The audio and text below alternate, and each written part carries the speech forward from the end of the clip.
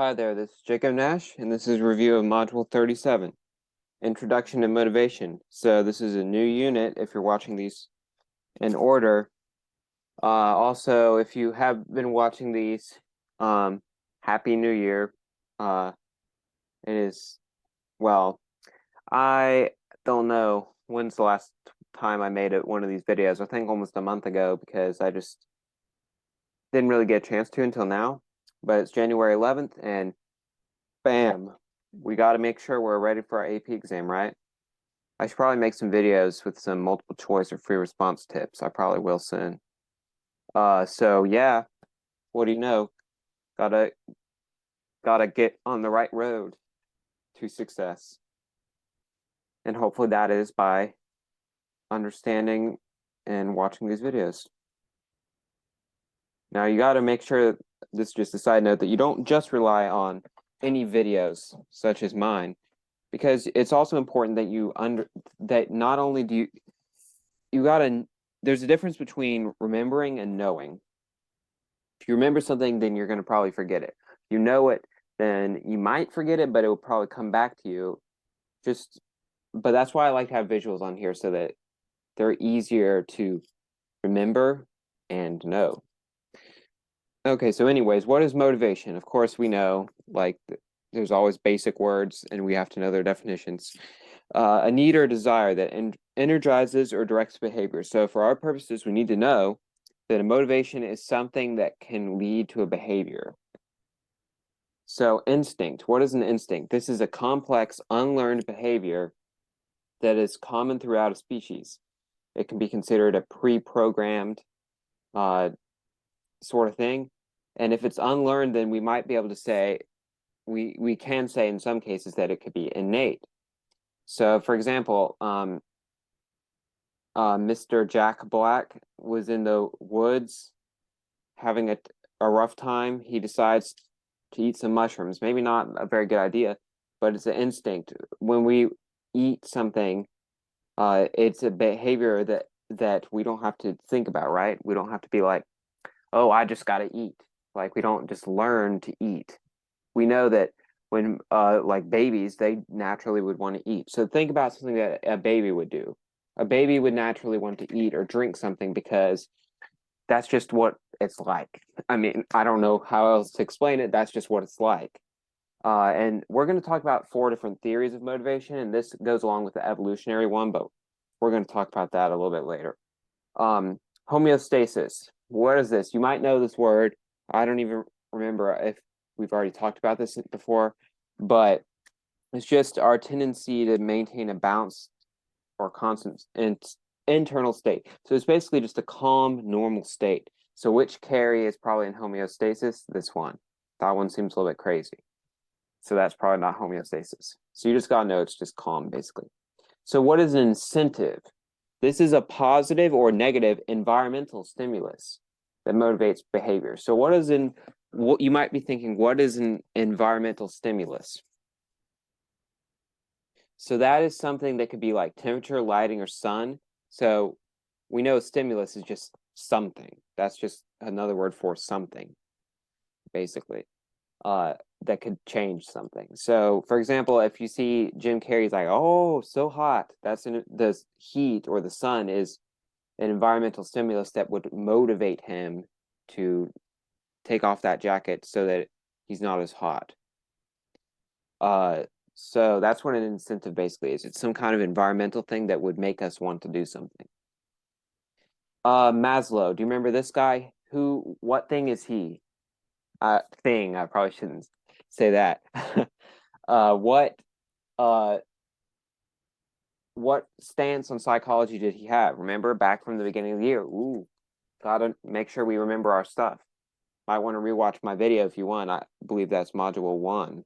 Really, just module 1. He is the humanistic one, remember? Maslow, he was one of the humanistic ones. Or what do they remember? Do you remember what they want or what they think? They think that the key thing about behavior is that we do things that fulfill ourselves. and we have to do certain things. And this is his little pyramid thing that he made of things that he says, you got to do this before you get to the next thing. And he was like, at first that used to be on the top, but then he was like, oh, wait. And he added that one like when he was old. So you got to know his different levels. So there's physiological. So that's needs to satisfy hunger and thirst. So he says, well, the first thing you got to do, satisfy hunger and thirst. Then safety is like, well, after you've done that, got to make sure that you're safe. Then belongingness, he says that you need to belong and be accepted and to avoid loneliness or separation. Then esteem, you need self-esteem, sense of achievement, competence, and independence, and recognition and respect. So you got to have good self-esteem after you get those three things. Then self-actualization, he says, you live up to your fullest and unique potential. What does that mean? It means doing all that you possibly could or should do. If you end up kind of just not working as hard as you could / should, then you might end up having something in your life that's not having self-actualization. According to Maslow, very few ever reach to the top of the pyramid. There's so many people that end up doing something less than what they could have. Then self-transcendence, like I said, he added that later on, but he just says that you could find meaning and identify beyond the self. But the most important ones are the first 5, especially self-actualization. You got to know what that means. Okay, so there you go. Let's talk about the 4 motivational theories that you need to know. So, like I said, you need to know these. If there's anything you get out of this video, this is the main thing, but really everything is good to know, but especially this. So we have first so these theories are just like, what is motivation and why does it happen, basically. So there's the instinct or evolutionary one, based off of Darwin's things, where it's like, oh, our motivated behaviors are due to genetically predisposed things. So, like I said, just instincts. And then drive reduction. This theory is basically just says that we have motivation to do behaviors because we're trying to decrease arousal. So what does that mean? That mean arousal is just like something it's like static, whatever you would say, state, remember? And our body just commonly wants to be in homeostasis, it doesn't want to be just aroused, which just means like kind of crazy, sort of. That makes sense? And we do certain things to stop that, such as eating to stop hunger. When you're hungry, you are aroused, and that is not good. When you are thirsty, you're aroused, and that's not good, according to our body. So we are motivated to do behaviors to reduce that drive. Like another word for arousal is drive. That's another, or they're not necessarily completely interchangeable, but that's a way that you can remember it. It's talking about trying to reduce that. Then optimal arousal. This theory says, well, I mean, maybe we do things to decrease arousal, but they could also increase arousal. So that's what this theory is trying to say. It could increase or decrease arousal, our motivated behaviors. And there's a Yerkes-Dodson law that we're going to talk more about in the next slide. So I'm not going to even talk about that right now. But that has to do with this optimal arousal theory. And then Maslow, I already talked about his thing on the last slide, his hierarchy of needs. We have levels of needs that must be conquered to move on to the next thing. So that not everyone, all of these theories, like anything, have flaws because there's some things that aren't accounted for. For example, Darwin's one, well, it's been found out that there are very few human instincts. There are very few. One time someone made a list of like hundreds or maybe even thousands, but then they found out actually a lot of those are not even like instincts. They're just they had it wrong. So there's very few actual instincts, but ones that we do believe, like I already said, is that just trying to satisfy hunger or thirst. Those are very common ones. So that's the flaws in that, because Darwin or those theorists would try to say that's the only thing. And then, for example, Maslow's, his thing, there have been many situations when people they did different things on his pyramid, but not in that order. So it's not always in that order. So you got to know that. With anything, it's never going to be completely right. All right. Yerkes Dodson law. Like I said, this has to do with optimal arousal, but what this is saying is that our performance on something is going to increase the more aroused that we are, but only to an optimal level. What does the optimal level mean? Optimal level means the best possible thing that there can be. There's lots of things like that. For example, another example is like maybe there's a point when you can get work done like until you can get more and more work done as the hours go by in the night to a certain point where you can no longer even, you're so tired that you can't even really comprehend what you're doing.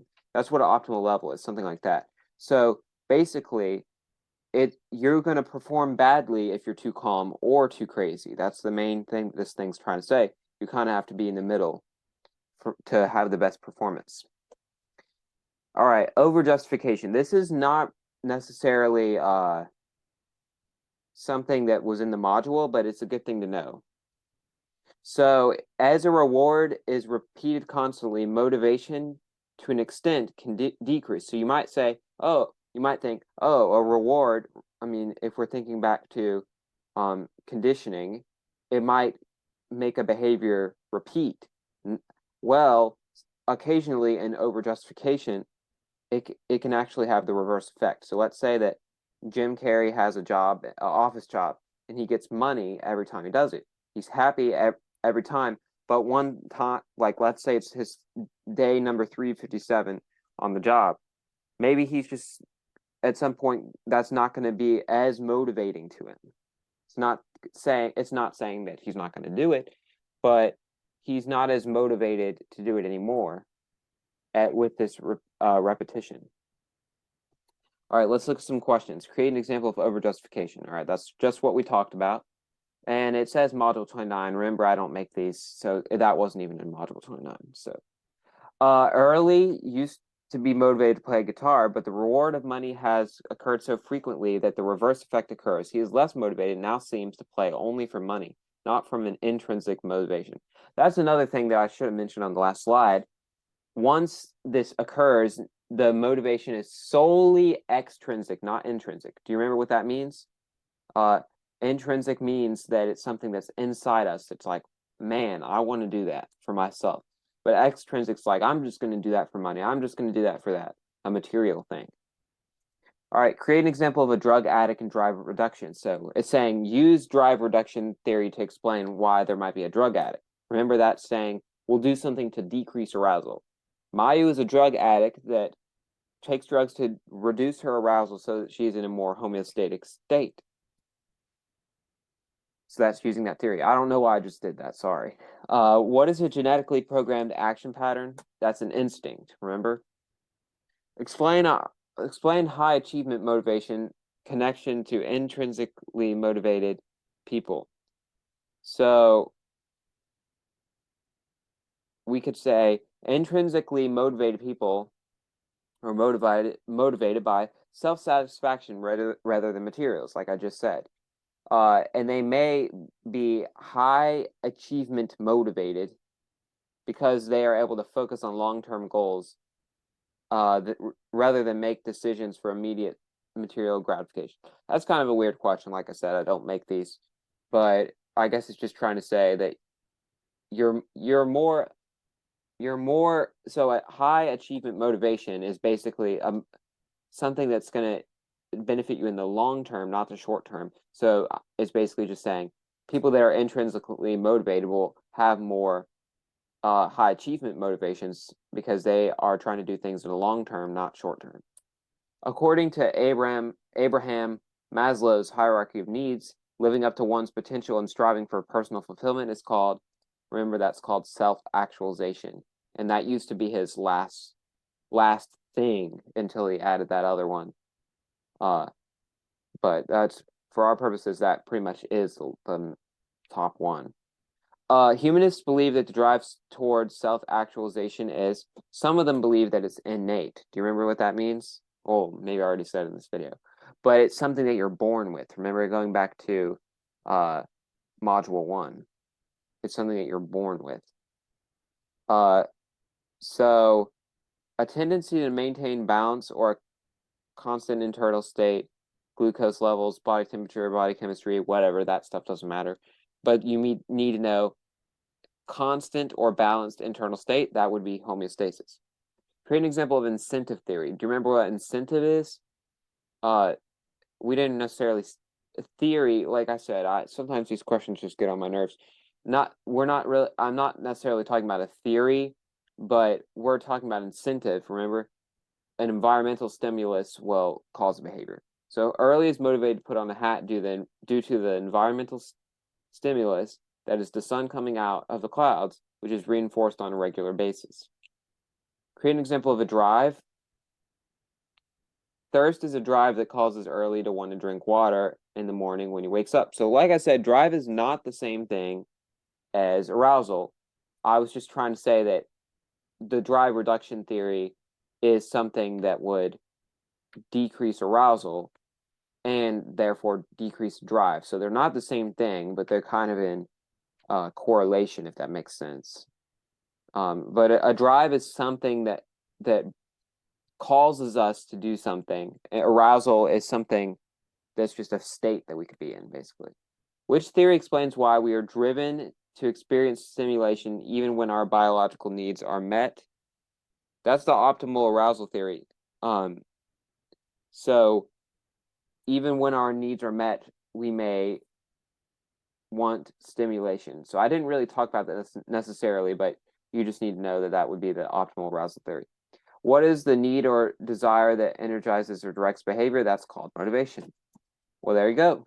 Thanks for watching.